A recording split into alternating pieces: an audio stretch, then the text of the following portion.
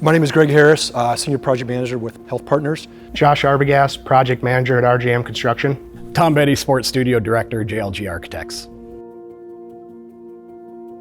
This was a real unique project, right? We're taking two different diverse end users, right? You have sports performance, they have their needs, athletes training, especially with TRIA GameFace and DaVinci, the level of athlete that they were training, from youth all the way up, but D1 professional type athletes, and you couple that against medical care, orthopedic care, from young kids to elderly people who are going through knee replacements, different ailments, and they need different rehab. And you're putting these both together, right?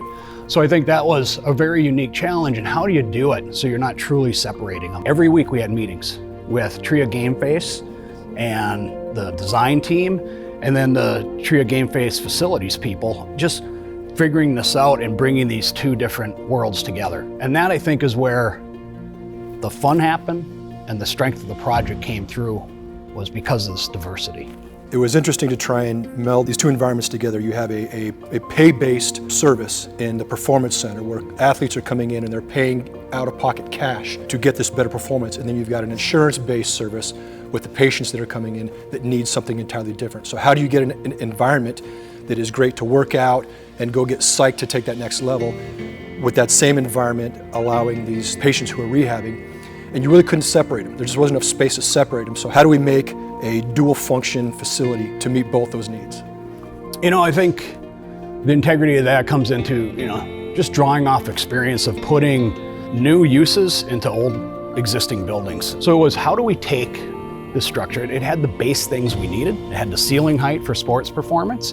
Then again, we didn't need all that ceiling height for the medical side. We need kind of lower areas, so we're building within this big volume and pulling all those things together, and then you couple that with the structure that's there. I mean, we have turf in there and they're throwing balls and they're running, and we have the reality of columns to work around, and how do you make it a safe environment. And what we did is we just embraced, the electrical switchgear wasn't in the greatest location, right? We had some challenges with the slab construction and exterior door. An exterior door, right? Add square footage in order to get the second exit out of the space. Yeah. So we had to add square footage in order to maintain that second exit. Right, and then, you look at the building overall, you have this really great glass front. So I think we really worked hard to capitalize and pull the natural light deep inside the space, because the space is really narrow and long, but how do we get that natural light back inside where people are working out and doing their exercises, their rehab? And I think that's where we just worked hard to keep everything low in front, allow that natural light to hit the back of the space, and make it a real welcoming environment.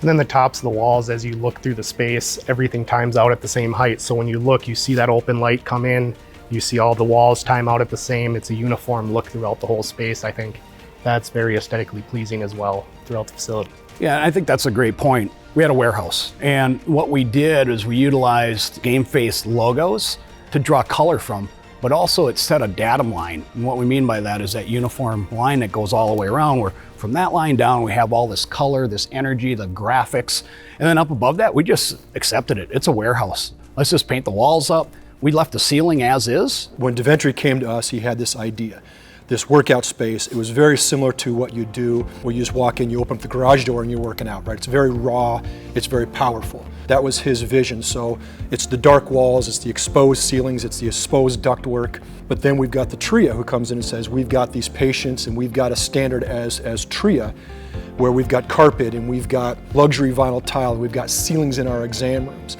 And so there's this marriage between the TRIA model of the carpet, the ACT, the walls that deaden the sound, and then you go past that, you've got exposed concrete, and you've got turf, and you've got exposed ceilings, and you've got the skylights, and you've got these speakers that just bump this music, all the while, TRIA's still got to perform in there. So there were design aspects that TRIA said, that's really not our style. And DaVinci said, well, I can live with that. And we were able to merge those two together. It comes back to a real simple decision we made from an interior design standpoint, and that was the selection of the color black. I mean, really that black turf, some black walls, deep gray structure, yeah. It kind of adds that vibe. And if you get into color theory and what does the color black mean into a space, it can talk about grounding people, it can talk about performance, endurance. It has all these, secondary meanings that I think most people don't think about, but it really became critical in the design of the space and utilizing that, even though you're in a, quite frankly, a nice appointed space, but it still has that little bit of edge to it. It's that rawness. GameFace has always been one of the best people in sports performance in the state of Minnesota. So it was just time that we partner with a group that can help us bring it full circle. So that's why we created TRIA GameFace. It was about how do we meet the athletes truly where they're at from the medical and the performance side. How do we mesh it all together?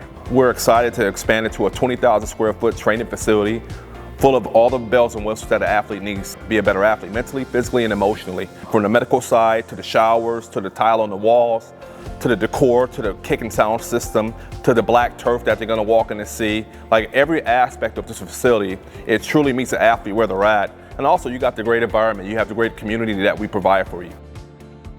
The market feasibility on one site selection, right? It's in a really accessible area within the Twin Cities. This is a new offering they're bringing, to the market. Good access, easy to get to, good parking. So from overall, when we look at a market or an area, wherever we're putting in any type of sports center, sports facility, it checks all those boxes. So I think that was really a critical aspect of it. And also it's on a side of town that if there was expansion in the future, strategically allows you to expand out east, down south, up north. So I think from that standpoint, it was a real good find for a site, right? This is a new offering that TRIA and Park Nicollet Health Systems and so on, they just didn't have the historical data of what do these types of spaces cost. So, as we were selected to do the design work at JLG Architects, we brought in a lot of sports performance expertise and could help guide that. But still, they had to make their numbers work. So it was, I think a real good team effort on trying to balance budget, yet having a facility that works for patients, it works for the athletes, and can grow that brand. And I think it's been open a few months and it's proving out quite well. So one of the biggest challenges with this project was the existing space shared a tenant, and the sound system throughout the facility was very loud, and we knew that right away that it was going to be a great challenge to try to keep the sound in the space for TRIA GameFace and not let it get to the existing tenant space.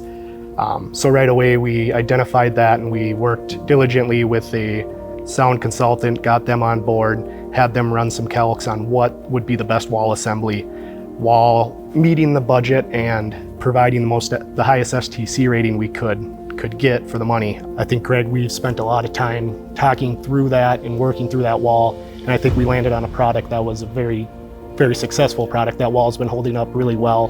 So that was a great success and a good challenge. I mean, they do play their music extremely loud, and it's got a lot of high bass, so it's really hard when you're hanging speakers from the rafters and the joists to try to make sure that sound's directed the right way, it's staying within the space. So that was definitely a challenge. The existing floor throughout the space, it was a lot of polished concrete, but within the locker room layout, the core area there, they had an epoxy buildup.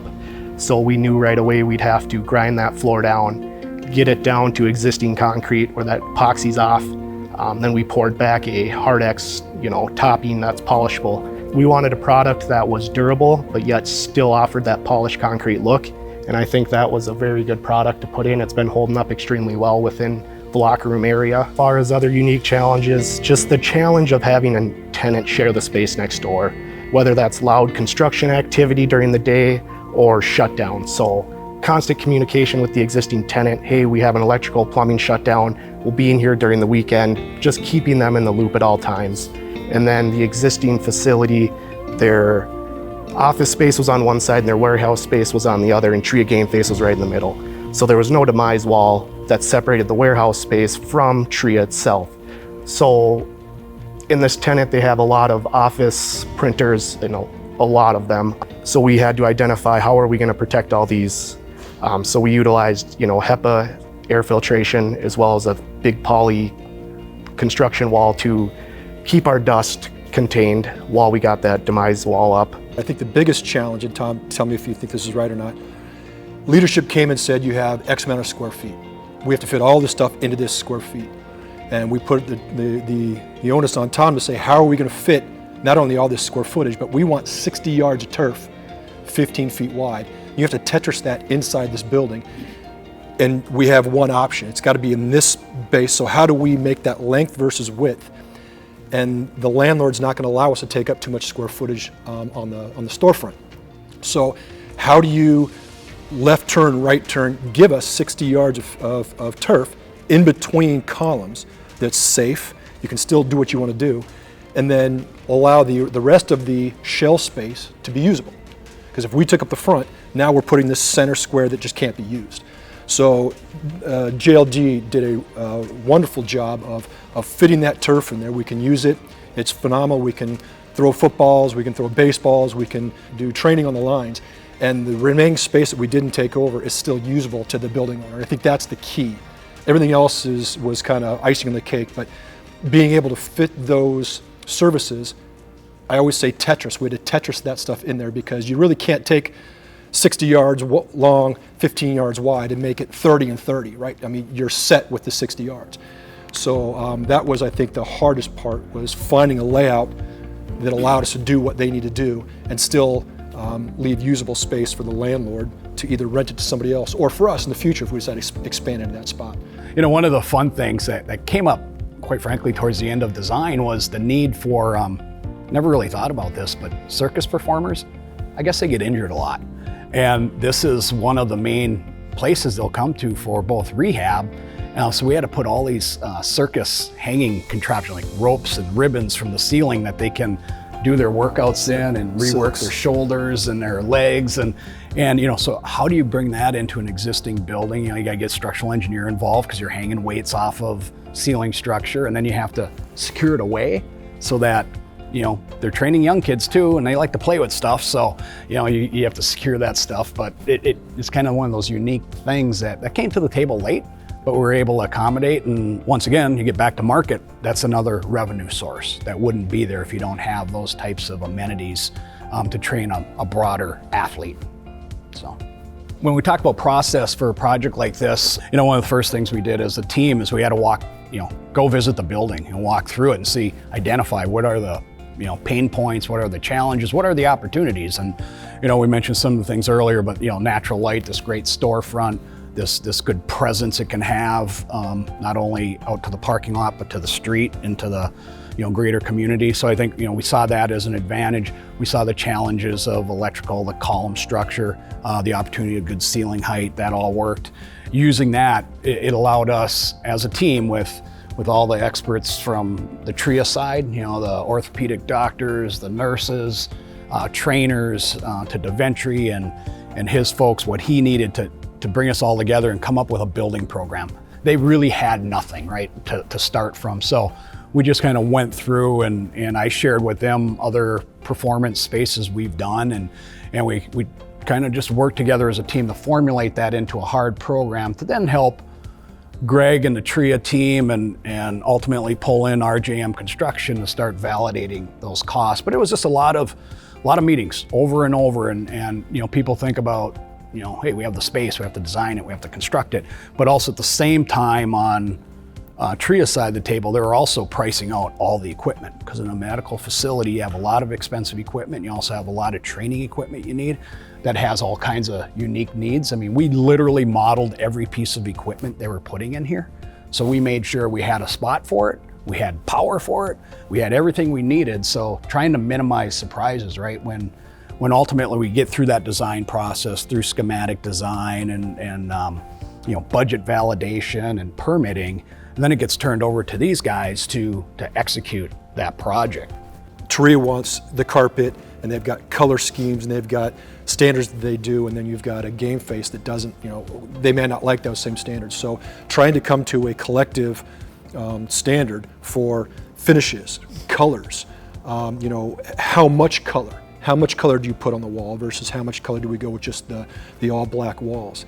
You know, we went round and round about different carpets. Well, there's too much of this color in that, I want it to be less. Well, we needed to be more. And so the meetings were probably twice as many meetings as we'd normally go through, just to make sure that both entities were happy with that color palette. And then, you know, you get to the turf. Well, okay, I need a turf that's going to be able to do this. Well, this isn't going to perform that way, so we need to go find another one. And so all of these meetings, normally they take 15 minutes of a 1 hour meeting. You can have an entire meeting for that specific entity. Having RGM there at the time allows us to understand the costs of those decisions in real time, right? So if Tom says we're going to go to this turf, well, RGM can say, okay, that's going to cost X amount of dollars more. And we can make the decision right there to say, well, we can't afford that. So either we're going to do that or we're going to cut something else out. And so the process of having the team between the JLG and RGM and the TRIA GameFace team together in all these meetings, which some might find excessive, really allowed us to get to where we needed to go at CD set, or the construction documents, so that most of the surprises were gone. It was the team effort, that the expertise from JLG for their sports performance, RGM for their many years construction, and then basically us being new to this market. That process really made the project a success, having everybody at the table at the time. Yeah, and let's not forget about time. We had a schedule. We had a schedule. We had a meet. That was we had put pressure on this guy. The NFL draft was coming up, and we had a lot of guys being trained for the NFL draft. So GameFace had some milestones that they wanted to meet in order to make their training windows. So that was another thing that we dealt with. Yeah, in order to meet that schedule, I mean, it was 15 weeks, and I think, Greg, you touched on it earlier about the communication. There was so much communication in this project, from the design team to RGM and the trade partners, just constant communication, everyone looking out for one another and looking ahead and constantly, you know, this might be a problem, what about this? The constant communication, keeping all lines open, working together to make sure we hit that schedule. And you know, I don't think we could have done it if we were disconnected by any way. I mean, the constant connection just made that project flow perfect and made that start date and finish date hit, and so they could get in there and start training right away. But we were able to adapt, and I think it's because there's a tight team, you know, between owner, designer, contractor, that allows that to happen, and really, you know, hit things like budget, schedule, but most importantly, at the end of the day, make sure the space works for both the patients and the athletes, and then the people working there, right? So that was always one of the interesting things, that it kind of hovered over the top of this, where you have, you know, GameFace and DaVinci, they're used to open garage doors, workout facilities, come and go, no real security measures in place, because that's the type of, you know, venue they operate. And then you have TRIA, where patient privacy, patient security, and all those things have to overlap. So we need to bring those two together and make it feel like there's not a bunch of security in place, but there is, you know, and for good reasons. So I think that was, you know, one of those things, you look back at a project, is a nice little win that 99.9% of people never realize. But you know, as a design and, you know, owner and construction team, that you're meeting everything you need to on the space to work on all levels. And even as we got close to construction, you know, as being, you know, the contractor on the project, I was very involved, and I loved the facility as we were building it and started to get those finishes. The black walls went up. You're just like, this space is amazing, it's beautiful. But as everyone started to come in, as far as the TRIA team, DaVinci with GameFace, they started to see the facility getting close to finish, and they just, every time they walked in, their faces lit up, they smiled, they were so happy, they loved every bit of it. They saw every little detail, the stuff that we spent a lot of time sitting in meetings and talking about. They said, I love the way that turned out, and all that time in those meetings is just justified right at that moment. So just a great success all the way around. Absolutely. We love the space.